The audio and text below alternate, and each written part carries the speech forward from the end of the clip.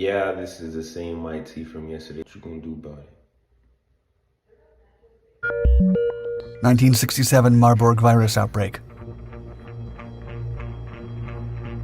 In August 1967, the idyllic town of Marburg, Germany, became the epicenter of a mysterious and deadly outbreak. Individuals inexplicably started experiencing muscle pain, headaches, malaise, and rapidly increasing body temperatures. Initially baffled, medical officials contained the first patients to their homes, treating them in isolation to control the potential spread of a virus. However, as symptoms intensified, the infected were transferred to university hospitals in Marburg and Frankfurt for close monitoring. Fever and bleeding from various orifices marked a terrifying progression of the illness. Despite containment efforts, the infection ravaged their bodies, and within a week, many patients faced severe hemorrhagic shock. Officials raced against time to identify the elusive virus and prevent further infections. Bro, A breakthrough came. One thing for sure, two things for certain.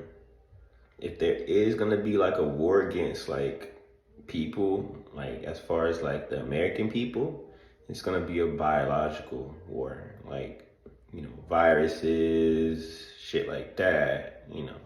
It ain't gonna be pew pew. It's not gonna be no civil war like that. If there is a civil war again. But anyway.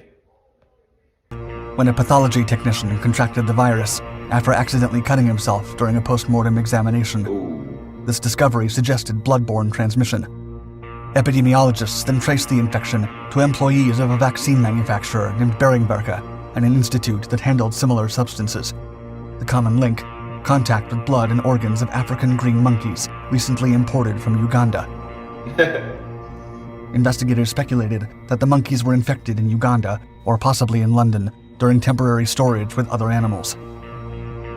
With the source and transmission method identified, the virus was finally contained. The virus was later named the Marburg virus, after the city where it was first discovered. The 1967 outbreak recorded 32 confirmed cases and 7 deaths, but Marburg's deadly legacy was far from over. Although not known for massive outbreaks, the Marburg virus boasts a chilling mortality rate, up to 88% for certain strains. Re-emerging several times throughout modern history, the virus claimed over 200 lives in Angola between 2004 and 2005. Ghana reported 4 deaths in 2022.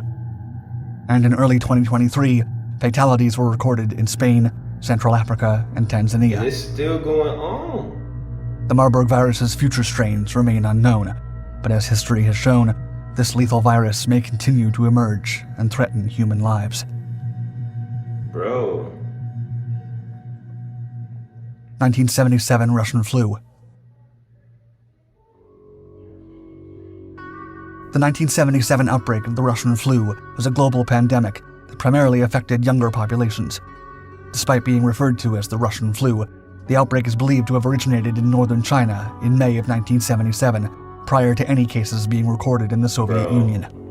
Why are all these viruses being originated in China? Like, at this point, I think they just throwing shots at each other. Like, there's no way, bro. Like, come on, bro. They probably saying it about us. Like, oh, COVID came from America over there. You feel me? You get what I'm saying? Look, initially, China was successful in slowing the spread of the virus, which was identified as the H1N1 influenza A strain, but it soon made its way to Siberia and rapidly spread throughout the Soviet Union. The outbreak primarily affected individuals younger than 26, putting pressure on the education system and various industries. The virus also reached the UK and the US in late 1977 and January 1978, respectively. It primarily impacted students and military personnel in those regions. While the mortality rate of H1N1 strains is relatively low, claiming around 5 out of 100,000 infected individuals, the 1977 virus's rapid spread resulted in an estimated 700,000 deaths worldwide. Dang. Oh, so this is like... Before the 1977 outbreak, the H1N1 influenza A virus had seemingly vanished from the world after 1957. This disappearance was due to the emergence of a new pandemic strain, H2N2. The H2N2 strain outcompeted H1N1 in the human population, effectively replacing it and causing the latter to cease circulating globally.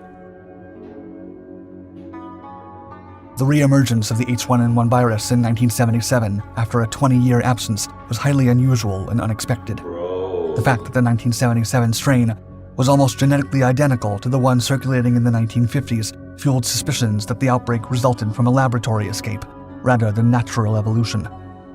Under normal circumstances, the virus would have been expected to evolve and accumulate genetic changes over time. However, the 1977 strain seemed to have remained frozen in its genetic makeup since the 1950s. The genetic similarity to the 1950s H1N1 strain also explained why it had less impact on older populations, who likely had immunity due to exposure earlier in their lives. Chinese and Russian labs vehemently deny the possibility of a laboratory leak, but it remains one of the most scientifically compelling explanations. The existence of old influenza virus samples used for research. Bro, they say this is for research, this and that, but like, y'all do know they also keep viruses captive. Just for the fuck of it, you know? I'm sure there's somewhere right now, inside of a little test tube, there's the most deadliest virus known to man. Just chilling in a lab. Just chilling. Like, what if freaking, God forbid, but what if like a tornado comes through, rips apart the laboratory, or what if an earthquake just happens and then, bro, zombie apocalypse. There you go. Or forgotten in defunct labs remains a concern due to the possibility of leaks. In 2005, a U.S. lab sent out 5,000 vials of the 1957 H2N2 influenza strain as part of a testing kit for modern flu cases. See, for what? If any of these samples had escaped containment, people born after the last H2N2 outbreak in 1968 would have had no immunity. I guess. 1979 Sverdlovsk anthrax leak. In April 1979, the city of Sverdlovsk, now known as Yekaterinburg in the Soviet Union, witnessed a catastrophic event that claimed the lives of at least 66 people and numerous animals. This incident resulted from an accidental release of anthrax spores from a secret military microbiology facility known as Compound 19, which was involved in developing biological weapons. Anthrax, a deadly bacterial infection, poses significant dangers to both humans and animals. The bacterium, Bacillus anthracis, thrives in soil and releases spores that can infect grazing animals, subsequently contaminating their products, such as meat, wool, or hides. Prompt diagnosis and antibiotic treatment can save lives. However, if left untreated, anthrax can cause severe respiratory disease, shock, and death. On April 2, 1979, a cloud of anthrax spores was released into the atmosphere from the facility due to a breach of safety protocols. A malfunction in the air filtration system, combined with the removal of an air filter for maintenance, allowed the deadly spores to escape. The wind carried the spores toward the nearby city and surrounding areas, leading to widespread contamination. Soon after, people and animals in the affected areas began to fall ill. The symptoms of anthrax infection, such as high fever and difficulty breathing, started manifesting in those exposed to the spores. Many victims succumbed to their infection within days. In addition to human casualties, thousands of livestock were also affected, resulting in their deaths or culling to prevent the spread of the disease. Prion Research Leak. However, Prion Research Leak. Oh, Prion.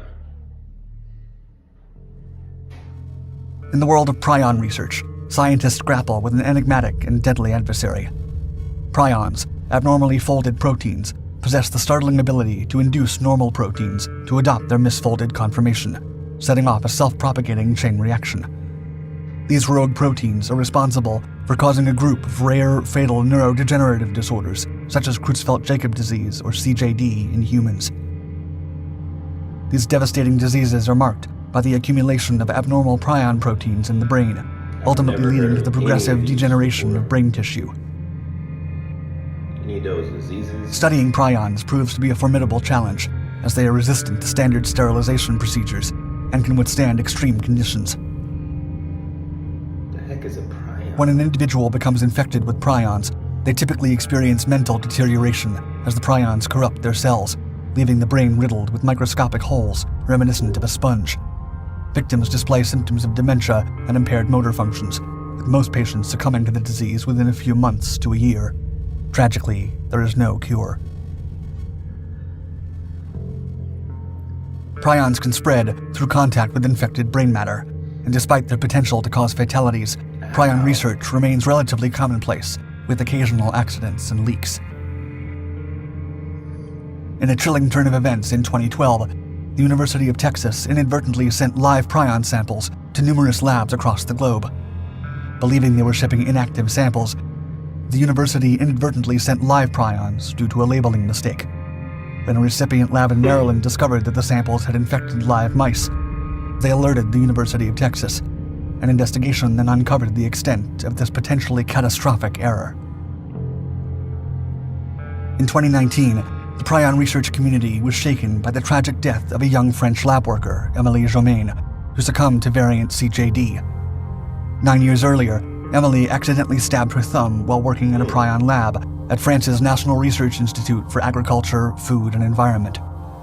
Although aware of the potential contamination, it took more than 7 years for symptoms to emerge. Emily's descent began with burning pain in her right shoulder and neck, progressing to depression, anxiety, memory impairment, and visual hallucinations. In time, her muscles stiffened, and she lost the ability to move and speak. A post-mortem analysis confirmed the diagnosis of variant CJD. Dang, see? Though it is possible that Emily contracted the disease through contaminated meat, researchers consider this unlikely due to the absence of similar cases in France since 20. I just want y'all to know, COVID's not on this list. Like, y'all swear COVID is, the biggest thing. It's not. It's really not.